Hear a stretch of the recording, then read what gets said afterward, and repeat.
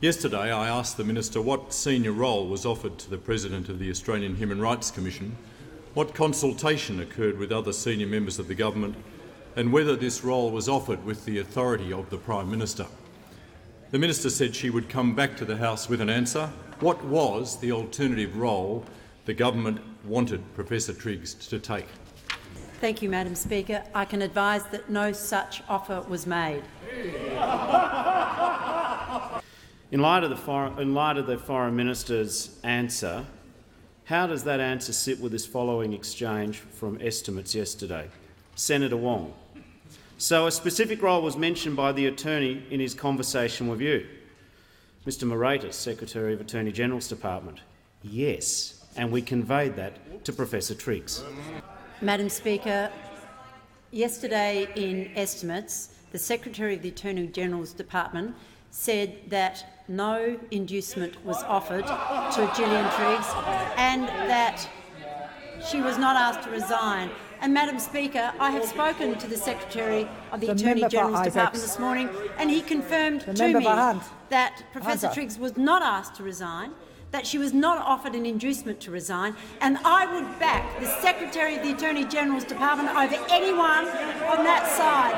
If that's what the Secretary of the Attorney General's Department says, then I believe the Secretary of the Attorney General's Department. Yesterday, the Secretary of the Attorney General's Department was asked about Professor Triggs. Did you understand that he wanted her to resign? Moratis replied, that was an option I understood from the discussion. But today the Prime Minister directly contradicted the Secretary of the Department. So, Prime Minister, who's telling the truth? That's right.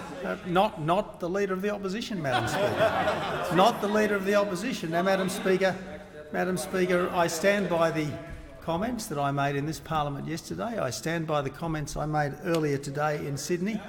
Madam Speaker, the bottom line here, Madam Speaker, is that there was an inquiry into children in detention. It didn't take place when there were 2,000 children in detention under members opposite. It didn't take place then because the President of the Human Rights Commission had a discussion with Labor ministers and thought that it would be a political inquiry. So, Madam Speaker, having refused to have a political inquiry when there were almost 2,000 children in detention, she goes ahead and has a political inquiry when there are under 200 children in detention. Madam Speaker, let me make it crystal clear. Members of the government are happy to take any number of questions on this subject because, Madam Speaker, the President of the Commission has not been asked to resign. No inducement has been offered. The President of the Commission herself seems to agree that no inducement has been offered. And, Madam Speaker, all of these questions indicate, Madam Speaker, that this government has succeeded in stopping the boats and getting children out of detention, which is the real issue. It is the real issue, getting children out of detention. This government has succeeded. Members opposite monumentally failed, Madam Speaker. Does the Prime Minister believe that the Secretary of the Attorney General's Department gave truthful evidence to Senate estimates yesterday?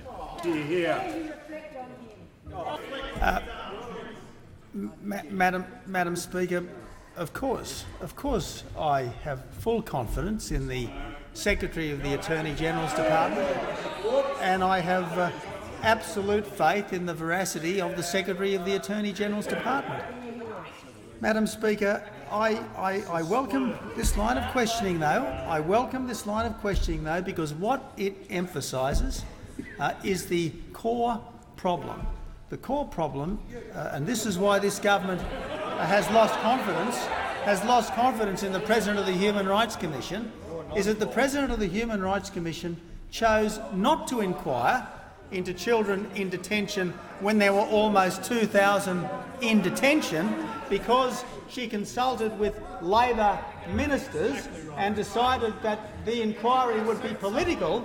But having refused to have a political inquiry in the time of the Labor government, she goes right ahead and has a political inquiry under this government, even though the number of children in detention has fallen from almost 2,000 to under 200. So there's a 90% reduction in the number of children in detention, a 90% plus, a 95% almost reduction in the number of children in immigration detention, thanks to the policies of this government, thanks to our stopping the boats, and this is when the President of the Human Rights Commission decides to have an inquiry. Well, Madam Speaker, like the President of the Human Rights Commission, I want to see the children out of detention. The only way to get the children out of detention is to stop those boats, and that's exactly what this government has done. That's exactly what members opposite weren't capable of doing, and that's why the most compassionate thing you can do,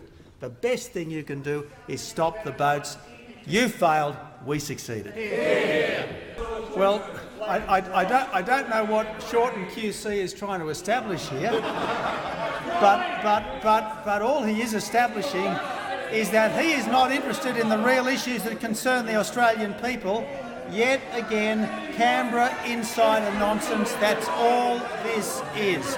Canberra insider nonsense. All he is interested in, Madam Speaker, while every day this government is getting on with the job of looking after the Australian people. Now, Madam Speaker, this government has lost confidence in the President of the Human Rights Commission.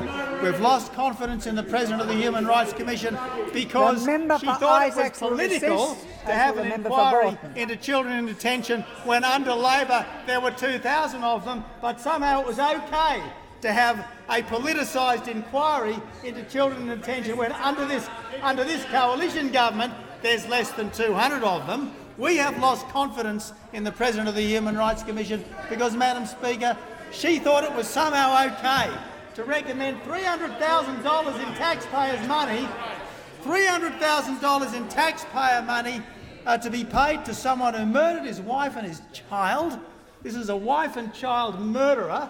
Should be paid $300,000 because we had to hide to keep this person in detention, because the government had to hide to keep this person in detention because he would have obviously been a menace to the community. Well, Madam Speaker, if members opposite think that people like that should be let out, if they think that people like that should be compensated, they'd better stand up and explain themselves to the Australian people. And Madam Speaker, it's precisely because people like that have no judgment.